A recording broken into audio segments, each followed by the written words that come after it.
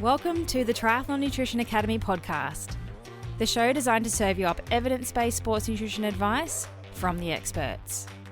Hi, I'm your host Taryn, accredited practicing dietitian, advanced sports dietitian, and founder of Dietitian Approved. Listen as I break down the latest evidence to give you practical, easy to digest strategies to train hard, recover faster, and perform at your best. You have so much potential, and I want to help you unlock that with the power of nutrition. Let's get into it.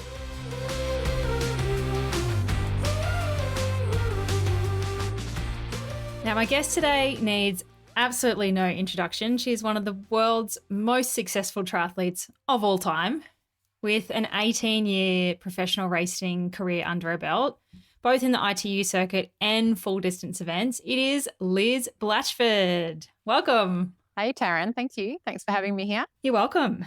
Can I go through your racing history? Are you going to be cool if you listen to that? Oh, yeah. Why not? Feed my ego. As a retired athlete now, I think it's pretty cool to still highlight what you did. You started racing in 2000 in the ITU circuit. Oh, my goodness. That's a really long time ago. Makes you feel old. Makes me feel old thinking back to 2000. And then you transitioned to long course in 2012, where you won your first 70.3 race at Boulder and again in Cozumel that year. And then the next year went on to win Bustleton 70.3 and your first Ironman at Cairns. You topped off that success with your first Ironman World Champs in Kona and managed a third place in that, which is just amazing, and ended up racing Kona 4 times over the subsequent years. You won Ironman Cairns 3 years in a row from 2013 to 2015, and now are living up the retirement life. You were inducted into the Ironman Hall of Fame last year in 2022 to top off a pretty epic career. Thank you, Taryn. That was a lovely introduction and a nice little look back on some of the highlights of my very long career in the sport. A really long and prosperous career, which is amazing. One of the things I want to talk to you about today, sorry to kind of dredge you back into triathlon life, but you were one of the first Ironman athletes that I ever heard of that was chewing through a heap of carbohydrate on the bike in an Ironman. You worked with awesome legend sports dietitian and my old boss at Triathlon Australia, Greg Cox. And I remember him saying, just like in conversation, that you were feeling hungry on the bike and you're eating 120 grams of carbs an hour. And he was like, this is just insane. It's funny. I know that you mentioned that when we, first connected, and I was actually like, oh, wow, I didn't realize that was so out there. I definitely did not realize that at the time. Now, as I get more into my coaching, I am definitely realizing that. But yeah, at the time, as a short course ITU athlete, nutrition is definitely not as big a role in your racing. And then when I moved to Ironman, I was guided by Coxie. And as you just mentioned, my first Ironman, I followed the plan, and I can't remember where it was, between 100 and 150 kilometers. And I'm like, I need more fuel than this, and just started grabbing bananas from the aid stations and shoving them in. Gave that feedback to Coxie. And then we dialed up my carb intake for the next Ironman, and then dialed it up again, I think a couple more times, until, yes, we landed at that 2 grams of carbs per kilogram per hour on the bike, which, yes, I am now knowing that I'm coaching other people that it was way up there. But at the time, it was just kind of what I needed. Yeah, and amazing. Did you ever do any metabolic testing actually to know what your carbohydrate oxidation rates were, fat oxidation rates were when you were exercising at all? Short answer, no. But I guess just from those everyday comparisons, I knew I always consumed a lot of food. And like, I know a lot of athletes do, and we all train a lot, we all need to consume a lot, but just comparing like for like with my training partners, my female training partners on similar training plans, I did generally consume a fair bit more than the next person. Yeah, and that's not a bad thing. You've got to fuel for performance, right? Food is fuel. Yeah, absolutely. So do you remember what you started with as your fueling strategy with Coxie, and then how that built up over that time? Oh, I should have looked that up, shouldn't I, before this? I'd say he started probably between the 1.2 and 1.5 grams per kilogram. So I think that would have had me around 80 to 90 grams per hour. But yeah, that's at that level, I ended up hungry and grabbing bananas. So yeah, we probably put it up 10 to 15 grams each race until we ended up at that 120 from memory. It is a while ago now. I think 2013 to 2014, that was the period we were playing with that and increasing it. Yeah, amazing. And how did you do that? How did you consume 120 grams of carbs an hour in an Ironman event? Like something like Kona, how do you do that physically? What sort of products are you using and what did you like at that time? predominantly gels. I had a few different sponsors over the time and would use their different gels. Like they were all fairly standard type gels. So I guess another good thing about myself was I didn't feel like I had many negative impacts from changing fuels, whereas a lot of people would hate to use what's on course and that sort of thing. I kind of just grab anything and shove it in and not really have any issues with it. So I was quite lucky in that aspect. So definitely gels. And I do remember before each Ironman laying out how many gels, and I think it was upward of 20 that I would consume in any given Ironman. But there was also, Coxie got this formula for adding, is it maltodextrin? Just like basically pure sugar to my electrolyte drink. You know, your electrolyte drinks, your Gatorade or whatever it is, normally tastes pretty sweet. And then we'd be like shoving scoops of this pure sugar into my bottles as well. And they would be a little bit sickly sweet, but I'd sip on those and then sip on water between, and then the gels every 20 to 30 minutes as well. Coxie is a pretty good make concoctions for whatever you need with random powders and things like that. All evidence-based, of course, but it might have been fructose powder, depending on what gels you were using to bump you up to that level of fueling. Do you remember? He used to just call it Dex. Okay, could be maltodextrin. Maltodextrin. And the funny thing was when he told me to go get maltodextrin, I'm like, where do I get this from? He told me to go to a brewer, like a beer brewer. A beer brewer, no, like their supply company. And I walked into this tiny brewery supply shop in Palm Beach somewhere and had to ask for maltodextrin, I think it was. That's what we're determining. And they're like, oh, what are you buying this for? And I'm like, not making beer. That was part of my nutrition plan to bump up that carb intake. It's so good. And so you were doing that before that was cool, before that was like trending, before we had research papers in elite mountain marathon runners that are fueling that aggressively. You know, this is one of the reasons why I wanted to chat to you, pick your brain, because you were way ahead of that curve, and amazing for a more petite female to be able to just digest and absorb that amount of carbohydrate while racing in a really hot environment at high intensity.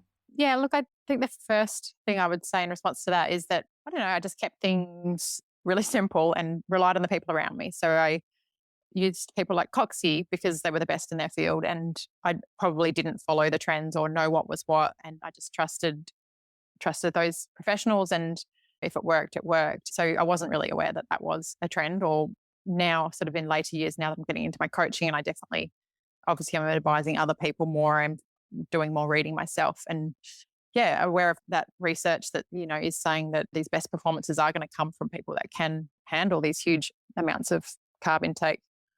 So yeah, I guess I put two and two together, but not necessarily straight away. Would you have said you had a fairly high carbohydrate diet outside of training? Yeah, like I think I mentioned, I did have a high carbohydrate diet. I never really restricted my diet. Maybe that was partly what we're talking about. Like I had a high metabolism, never had the need to strip weight. So just felt like I had this need to take on a lot of carbohydrate, and I always did. And then when it came to long course racing, I had I think it was good advice early on from my coach, Matt Steinmetz, and he was all about training my gut. So in training, very rarely would we do calorie restricted training, but very often what we would do is race fuel, and he called it training my gut. So getting used to taking on that large amount of carbohydrate and getting the stomach comfortable, and even just feeling comfortable having that sort of level of fullness and being able to push hard with that level of fullness. And you can probably talk a lot more about this, Taryn, but yeah, I sort of felt like the more I did that, the more I could take. Yeah, absolutely. And again, gut training ahead of the curve in a way. Literature always takes 5-10 years to catch up from what athletes are doing in practice, I find. And I think it's really important to just explore things and test things, and tweak and evolve it for yourself over time. But it is really individual. And yeah, like coaching athletes yourself and me working with age group athletes, there's not many people I'd give 120 grams of carbs an hour, but you're like a well-oiled machine. You're this high performance engine, and it's like stoking the fire in the way. Sometimes the more fuel we throw at training, the more fuel we throw at racing, the better we are at digesting and absorbing and then using that as a fuel source. So it's really nice and refreshing to hear a female say that when we kind of have this very carb restrictive, carbs are evil, carbs are bad type mindset in the sport at the moment. Did you do anything weird and wonderful for gut training? Like I know athletes back in the 80s and 90s used to do things like eat hot dogs and then go and run hard. Did you do anything weird or considered weird, or just lots and lots of gels and sports products during training? Sometimes the gels and sports products, but if I'm honest, after an Ironman, would not want to see a gel or a sports drink for a long time and feel like my teeth were rotting out of my head, but could take a lot of carbs in other ways. So I did probably have iron guts of a sort. I would stop and drink like a 600 ml iced coffee and eat a carrot cake and then keep riding, and that would sit fine in my stomach. So, but yeah, there would be sessions like probably 2 or 3 leading into an Ironman where I'd do specific race fuel, but I think a bit like everything else, I didn't want to make myself too sick of those gels and whatnot, so that, yeah, I didn't mind them on race day. Particularly if you're lining up sort of 20, 25 gels for your race for one day. You don't want to overdose on them before you actually get there. Yeah, absolutely. Thank goodness so many of the gel companies are coming out with all the different flavors. There was one that I really liked, which reminded me of, like the caramel sauce on a sundae at McDonald's. There was one gel that I definitely had a lot of in my Ironmans, and it was like a salted caramel. So I quite enjoyed that one. Goo do a salted caramel flavor. Is that the one you're talking about? Yep, I definitely had their salted caramel. Yep. Did you always stick with what you were sponsored with in your races? Did you have to do that like as a contract thing, or could you use whatever? Yeah, officially you meant to. Most of the sponsors that I had, and as I said, I was able to handle most things, wasn't super sensitive to changing products. So yeah, I would definitely use some of the different companies I was sponsored by. For a lot of my long course racing, I was with the BMC team, and we did change nutrition companies a couple of times.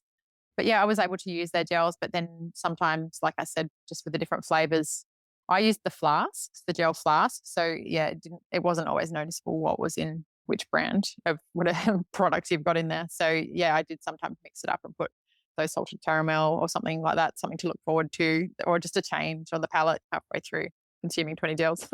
So that's on the bike. Do you know what you did on the run? I don't think it was quite as many grams per hour, but I did consume a lot of my calories from Coca-Cola, from flat Coca-Cola. So that worked for that caffeine aspect as well. And I don't like Coca-Cola outside of racing, but I've had positive experiences with consuming it. And I did enjoy it while I was running in my Ironmans, would look forward to it. So definitely would have that at almost every aid station.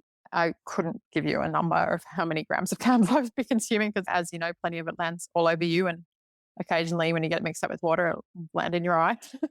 But Coke over the head. Yeah. So it was mostly gels and Coke. Yeah. And some salt tablets on the run.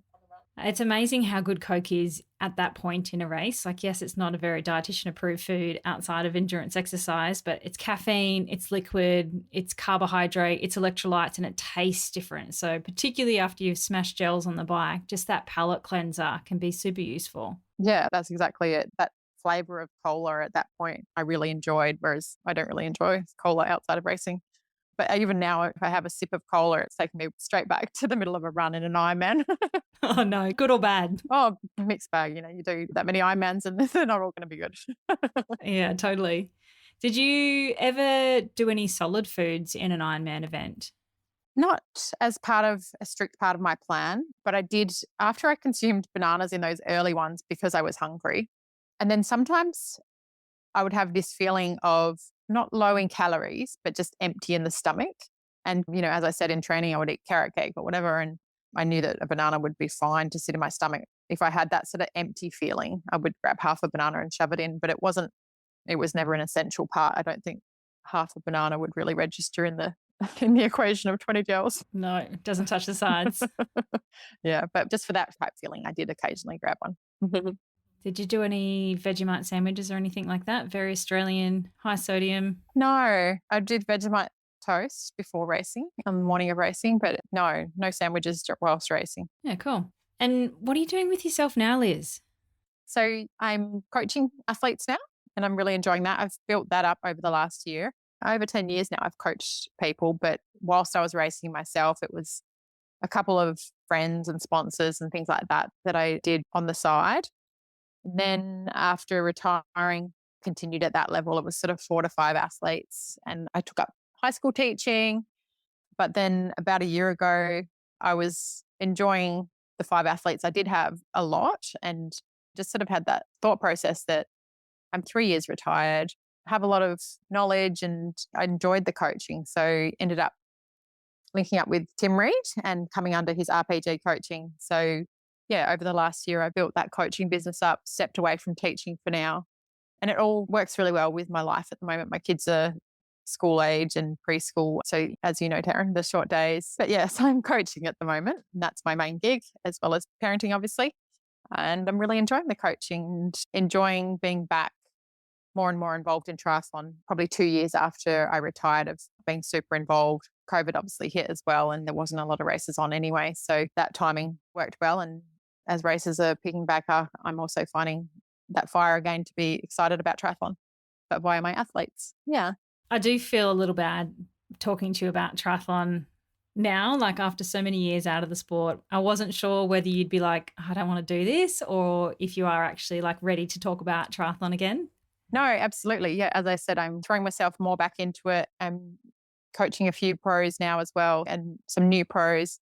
So yeah, I'm excited by it again.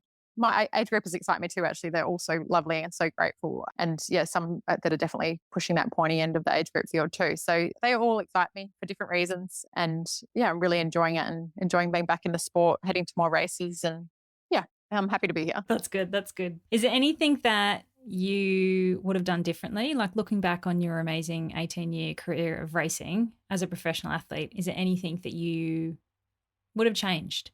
Oh, it's funny you asked that. This came up in conversation with my husband, Glenn, literally an hour before this podcast. He works from home as well, and we were just having quick lunch together. And I don't entirely remember how we got to it, but I was reflecting on things. And obviously, coaching now is very data driven. And I definitely had a bit of data in my program, but I turned professional in 2001 and nothing was very technical. There wasn't data driven processes.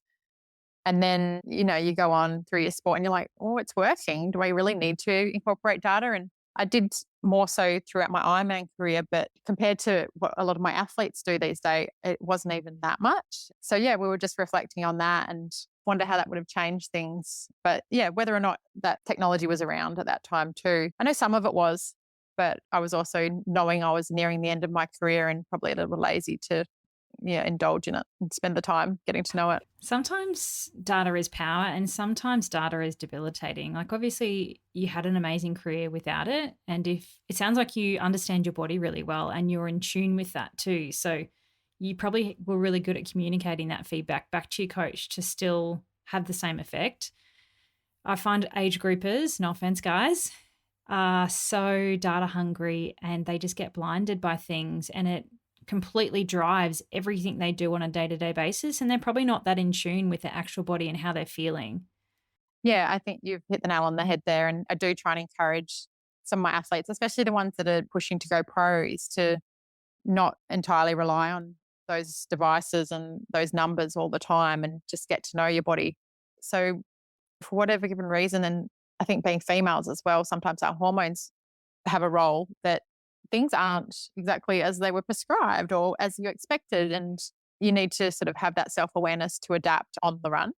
Obviously, having an 18-year career, I got to know my body really well and knew that. But as you say, many age groupers aren't in it anywhere near that long, or many athletes in general aren't in it that long. So yeah, there can be this huge dependence on data and devices. You actually brought up a question. I wasn't going to ask you this, but I know that you raced an Ironman on day one of your period once. Don't know how I know that. But what was that like? And do you have any advice for the females out there where that might happen to them as well? So for most of my training and racing career, I didn't menstruate and would only really menstruate when I rested each year and when I would have my break. So I wasn't really in tune with my cycle and how it would affect my racing, or even kind of aware of like day one blues and, how on day one you generally don't want to do anything. You don't even want to talk to anyone, and let alone go race an Ironman. And so the Ironman that you refer to as racing on day one was my very last race of my professional career. And it was Hawaii. It was Kona in 2018. And it was the end of this 18-year career. And yeah, I tapered enough that my body brought my period back, and it came on race morning. And as a professional or as anyone, you just like, I've done all the work and I'm not going to dwell on this. I just need to get on with things. And I didn't race particularly well that day, but it didn't consume me worrying about it either. And I think part of that was a blessing that I wasn't really in tune with knowing that day one isn't a great day to do an Ironman. Anyway, there's so many given factors that go into any given day of racing. but I'm definitely more in tune with what the cycle can do to your body and to training and racing now, 4 years after retiring, than I was at the time, because I'm back to regular cycles and understand it more. Did anyone ever talk to you about that at that time, like not having a cycle and like fixing the situation or anything like that? Was that talked about? Yeah, for sure. So for me, that started like early in my teens when I got into heavy training. And yeah, my mom and some of my coaches back then, oh God, she made me think a really long way back. But yeah, we definitely looked into things. We tested a few things that were important. I had dietitians check my diet and check that that wasn't an aspect. So we definitely looked into it. And then I think ultimately one sports doctor, she was a female sports doctor and she was pretty experienced. She just told me, I was probably 26. I hadn't been menstruating properly for 10 years. And she's like, look, they come back whenever you rest at the end of each season. Your bone density is going all right. And just try not to worry about it. And I think she was right for the most part, because yeah, when I did retire from racing, I went back to normal cycle and was able to have children and whatnot. But yeah, it was definitely something as a young woman that concerned me. And part of it was that, worry that would I affect being able to have children later. You obviously have really high energy needs, right? Like having a really high carbohydrate day-to-day diet. Sounds like you've got iron guts and you can chew through heaps of food. You just might have had huge energy requirements that were really hard to meet with your nutrition on a day-to-day basis. Yeah, sounds like it. And the way she described it was that basically the energy I was consuming was just going into repairing the damage I was doing from training and putting on hold non-essential functions. And at that point, reproduction was not essential. Yeah, that's exactly right. And like kangaroos do the same. If they don't have enough food around and they've got a joey in their pouch, they'll actually pause developing that joey. So our bodies are the same. If we don't have enough energy to support ourselves, then there's no way we have enough energy to support growing another human. So it downregulates all of those hormones and things, doesn't produce a lining, so that's not viable. All those sorts of things happen. The body's super smart, but really interesting to hear how much food, fuel, carbohydrate, nutrition during training you consume and still don't have enough energy for that. It's amazing. I think females are so afraid of eating and so afraid that they'll get fat or go too slow and everyone's trying to lean up. But sometimes you need more fuel to stoke the fire in a way. And more fuel is often the answer to fixing people's body compositions in an age group of sense sometimes. And particularly for the elites too. Like the goal is to build muscle mass. We want strong athletes. We want resilient athletes. We don't want like skinny, weak ones, particularly for something like an Ironman at Kona. Yeah, that's a really good point. Like I had this unofficial backed by science theory, but I did see a lot of women with eating disorders throughout my 18 years. And it was quite often those women that had past eating disorders that then later in life struggled with their weight. I would reflect on myself thinking that I hadn't dieted, hadn't calorie restricted, and did have this quite strong metabolism. And I felt like there was a link there. And obviously I'm a sample size of one, but I did feel like there was a bit of a pattern of those women that had that then did later struggle with their metabolism. Is there any evidence to that, Taryn? I'm sure there is. I don't have any in the top of my brain, but particularly restriction kind of slows everything down. Things don't work particularly well. Like low energy availability affects our entire body system. It's not just menstrual cycle. And it does take a little while to pull yourself out of that in a way. And then as a result, we have this mismatch between what we eat versus what we're burning until it equilibrates again. And like your metabolism does rise as you come out of low energy availability. But sometimes there's a little bit of a gray area in the middle while that fixes itself. Really interesting field. And I think so many athletes just quite often getting on the wrong side of things. Yeah. And it's not an aesthetic sport by any means, but we are in our togs or swimmers or speedos, whatever you want to call them, for a lot, like on the pool deck. And historically, body composition for triathlon has been like as light as possible. But now, thankfully, we're seeing this really big shift of building some muscle tissue, being strong, being resilient, particularly for the draft legal events. But even age groupers too, like there's no point being really weak and too lean to the point where you are in low energy availability or running the risk of breaking. Yeah, 100%. I think you're right. There's comparison to others. And then maybe even that sometimes when you do drop weight, that kind of almost instant running faster. So that can give you this sort of feedback of like, oh, I'm faster, but it doesn't necessarily apply to swim and bike and it's not always sustainable. So my final question for you, let's not go so deep. Let's get out of the deep. If your kids wanted to do triathlon, would you let them? Oh, of course I would let them. Yeah. I would encourage them. There would be a point where I'd be like, do you really want to do Ironman? But no, I think the positives that the sport has given me, I would lean into that and help in any way that I could. And hopefully I would be able to give some great help. To be honest, we live in a region that doesn't really embrace elite sport. I'm in Byronshire and we're a lot more arts based and we have horrible facilities for sports. So I think if my children want to, then it could be tricky in this area. Particularly with the potholes all over Byron streets and things like that. It's not conducive to road riding, that's for sure. That's absolutely right. You know it. I've done that race many a times. Well, thank you so much for spending your afternoon chatting all things triathlon nutrition with me, Liz. I know that you probably didn't really want to spend your afternoon doing that, but we both have to hightail it to kindy pickup, as you said. Thank you, Taryn. You're welcome. Thank you so much for joining me. Thanks for having me. Thanks for joining me for this episode of the Triathlon Nutrition Academy podcast. I would love to hear from you. If you have any questions or want to share with me what you've learnt, email me at podcast@dietitianapproved.com. You can also spread the word by leaving me a review and taking a screenshot of you listening to the show. Don't forget to tag me on social media at dietitian.approved so I can give you a shout out too. If you want to learn more about what we do, head to dietitianapproved.com. And if you want to learn more about the Triathlon Nutrition Academy program, head to dietitianapproved.com/academy. Thanks for joining me, and I look forward to helping you smash it in the fourth leg. Nutrition!